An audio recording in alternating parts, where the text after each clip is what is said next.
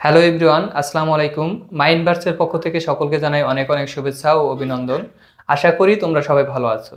আজকে আমি তোমাদের সাথে যেটা নিয়ে আলোচনা করব সেটা হচ্ছে তোমাদের নবম শ্রেণীর ডিজিটাল প্রযুক্তি বইয়ের ডিজিটাল আগামী প্রস্তুতি অধ্যায়ের সেশন 2 বাস্তবতার ভিন্নতা। দেখো, গত লেকচারে কিন্তু আমরা সেশন 1 নিয়ে আলোচনা করছি। সেখানে কিন্তু আমরা দেখেছি যে একটা তথ্যকে কিভাবে বিকৃতি করা যায় এবং একটা তথ্যকে আমরা কিভাবে যাচাই করতে পারি যে আসলে তথ্যটা বিকৃত করা। তো আগের লেকচারটা যারা এখনো দেখো নাই তারা এই লেকচারটা দেখার পরে আগের লেকচারটা দেখে নেবে।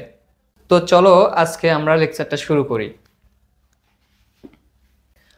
তো দেখো, আজকে আমাদের আলোচনার বিষয়টা হচ্ছে বাস্তবতার ভিন্নতা নিয়ে। আজকে আমরা আলোচনা থেকে যেটা বোঝার চেষ্টা করব সেটা হচ্ছে বাস্তবতা এবং মিডিয়ার চোখে বাস্তবতা। তোমাকে যদি আরেকটু সহজ করে বোঝানোর চেষ্টা করি, সেটা হচ্ছে তুমি যখন একটা ঘটনা ঘটতেছে এই অবস্থায় তোমার নিজের চোখে দেখো ঘটনাটা, তাহলে কিন্তু সেই ঘটনা যে হয়েছে বা ঘটছে তা নিয়ে কিন্তু তোমার মনে আর কোনো সন্দেহ থাকে না। কিন্তু তুমি তোমার চোখের সামনে ঘটে এমন ঘটনা কয়টা দেখো? বেশিরভাগ ঘটনাই কিন্তু তুমি মিডিয়ার চোখেই দেখো। তো মিডিয়ার চোখে যে দেখা ঘটনাগুলো সেগুলো কি আসলে বাস্তবে ঘটেছে, নাকি আসলে মিডিয়া আমাদেরকে একটা ঘটনাকে বাস্তব বলে দেখাইছে? এটাই আমরা বোঝার চেষ্টা করব আজকের লেকচার থেকে। তো আজকে মূল আলোচনায় যাওয়ার আগে আমরা একটা বিষয় শিখবো, সেটা হচ্ছে ভয়েস কমান্ড। ভয়েস কমান্ড বিষয়টা কি, যে তুমি মুখে মুখে যে কথাগুলো বলতেছো সেটা তোমার টাইপিং করা ছাড়াই তোমার টাইপিং হতে থাকবে। এটাই হচ্ছে ভয়েস কমান্ডের মাধ্যমে করতে পারবা। তো দেখো, তুমি যদি এই ভয়েস কমান্ডটা তোমার ল্যাপটপে সেট করে নিতে পারো তাহলে কিন্তু তুমি যে তোমার বিদ্যালয়ের জন্য বুলেটিন তৈরি করবা সেটা তৈরি করতে কিন্তু তোমার অনেক সহজ হয়ে যাবে। তো চলো আজকে আমরা এই ভয়েস কমান্ডটা শিখে আসি। তো দেখো, এটা দেখানোর জন্য আমি আমার ল্যাপটপের স্ক্রিনটা এখানে শেয়ার করছি। তো তোমার এটা করার জন্য তোমার ল্যাপটপে কিন্তু অবশ্যই ইন্টারনেট কানেকশন লাগবে। সো তুমি ইন্টারনেট কানেক্ট করে তারপরে শুরু করবা। চলো দেখাই।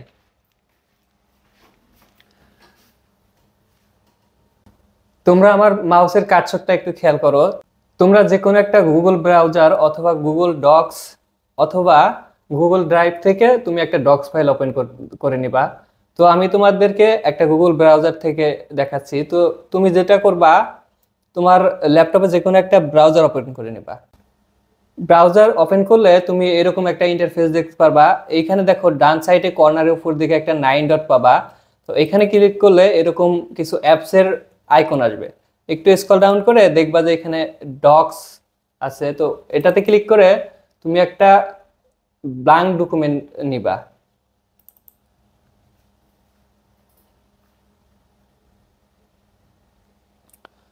তো তোমার ব্ল্যাঙ্ক ডকুমেন্ট ওপেন হলে তুমি এই যে এখানে দেখো টুলস নামে একটা অপশন আছে। তো টুলস অপশনে গিয়ে নিচের দিকে এসে দেখো ভয়েস টাইপিং নামে একটা অপশন আছে।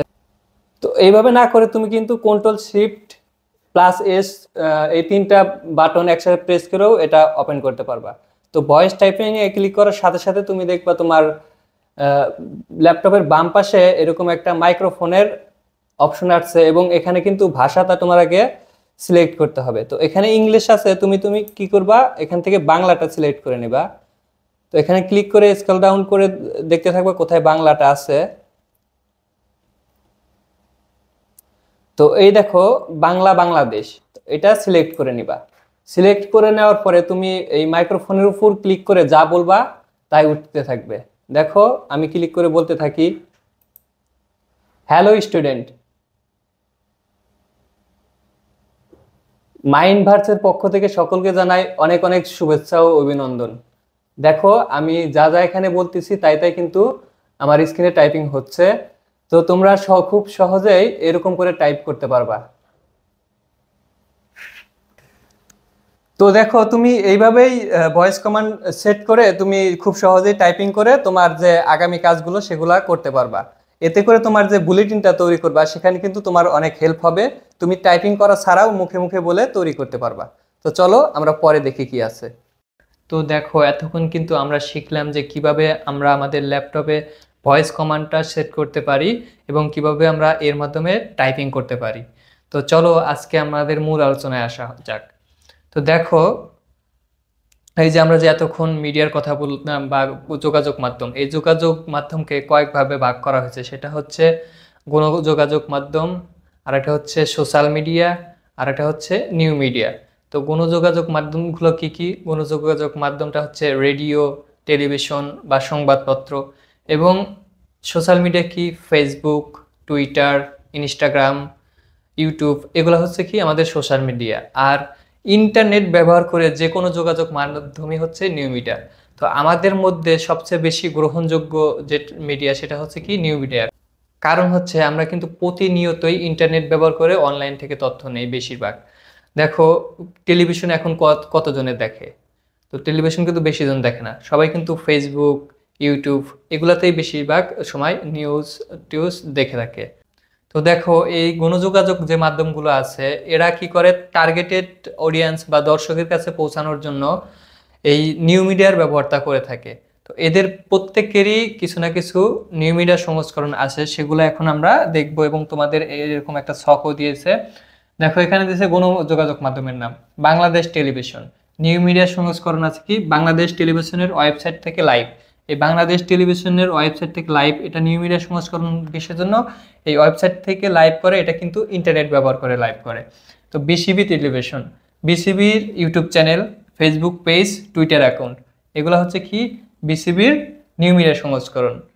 তো আমাদের আরো দুইটা লিখতে বলছে 3 এবং 4। এখানে তুমি দেখতে পারো যে বাংলাদেশ বেতার, বাংলাদেশ বেতারের ওয়েবসাইট থেকে অডিও ব্রডকাস্ট। তারপরে আরেকটা লিখতে পারো তুমি যে একটা সংবাদপত্রের নাম লিখতে পারো, সেটা হতে পারে যে কালের কণ্ঠ। তারপরে নিউ মিডিয়া সংস্করণ কি হতে পারে? যে কালের কণ্ঠ সংবাদপত্রের ওয়েবসাইট, তারপরে তোমার ফেসবুক পেজ, ইউটিউব চ্যানেল ইত্যাদি ইত্যাদি।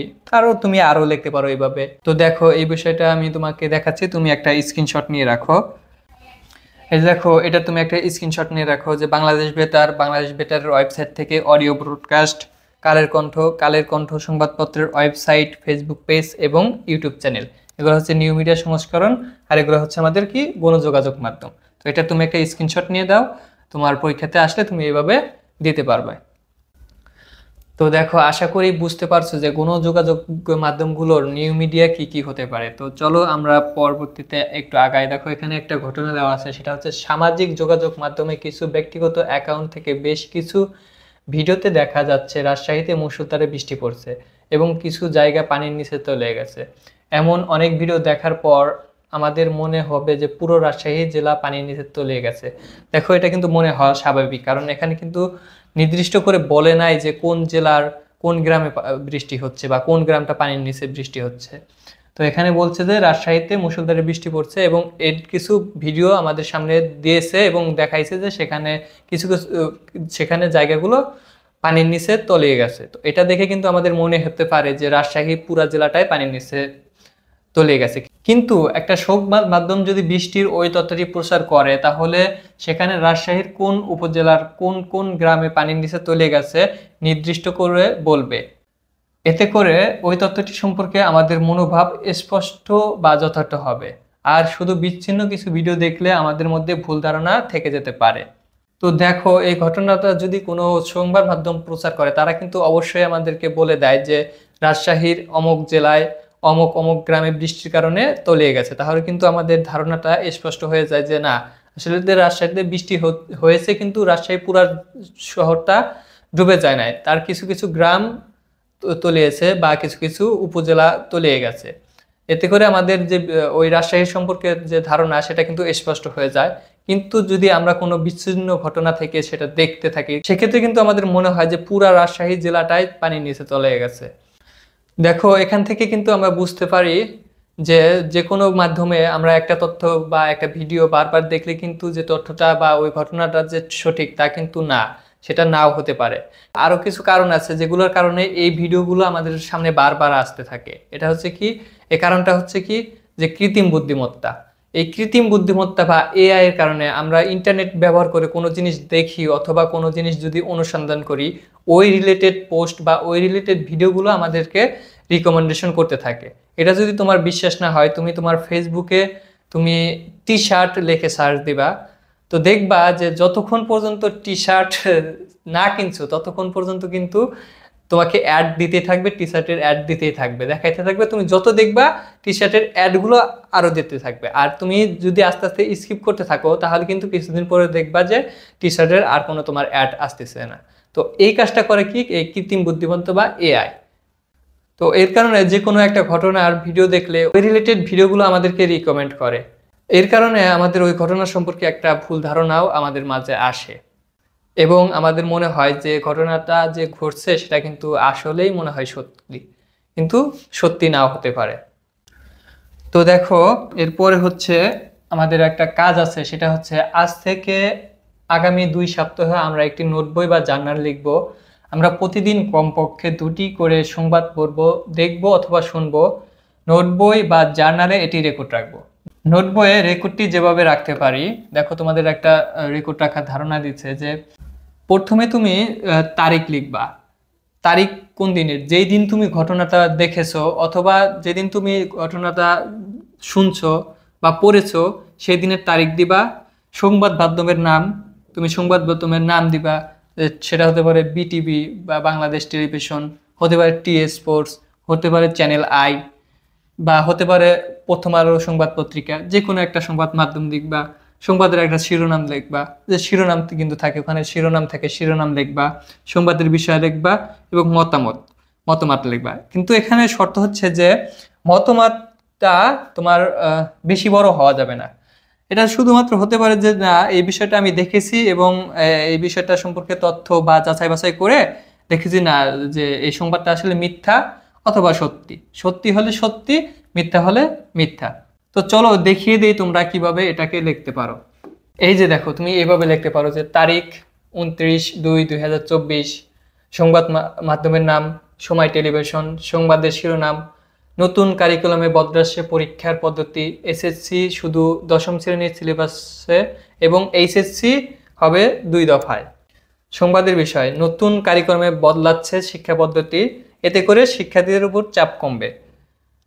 আমাদের মতবাদ, সংবাদটি দেখেছি এবং যাচাইয়ের মাধ্যমে সত্য পেয়েছি। তো এইভাবে তুমি সামনে যে 2 সপ্তাহ সংবাদগুলো দেখবা সেখান থেকে প্রতিদিনের 2টি করে সংবাদ তোমার নোট বইয়ে রেখে রাখবা। দেখো এই নোট বইটি যে তুমি লিখবা এটা কিন্তু 2 সপ্তাহ পরে তুমি আমাদেরকে দেখাবা। এটা তুমি দেখাতে পারো, আমাদের গ্রুপ আছে, সেই গ্রুপে তুমি SMS দিয়ে দিবা, সেখান থেকে আমরা দেখে নিব। কারণ সরাসরি তো তোমাদের সাথে আমরা যোগাযোগ করতে পারতেছি না। তুমি গ্রুপের লিংক পেয়ে যাবা এই ভিডিওর ডিসক্রিপশনে, তো তুমি ওইখান থেকে তুমি গ্রুপে জয়েন হয়ে তুমি SMS দিয়ে দিবা। তো দেখো আমাদের আগামী সেশনের প্রস্তুতি। আগামী সেশনে কি হবে যে আগামী সেশনে আমরা একটি দলীয় বিতর্কের আয়োজন করব। বিতর্কের পক্ষ এবং বিপক্ষ দল লটারির মাধ্যমে নির্বাচন করা হবে। বিতর্কের বিষয় হবে যে একমাত্র গণমাধ্যমই পারে প্রকৃত সত্য তুলে ধরতে। আর 2 যেটা থাকবে সেটা সত্য যাচাই করা এবং প্রচার করা দায়িত্ব একমাত্র সাংবাদিকের। তো এই 2টা বিষয় নিয়ে আমরা আসলে বিতর্কটা করব। তো আজকের লেকচার এই পর্যন্ত। আসসালামু আলাইকুম।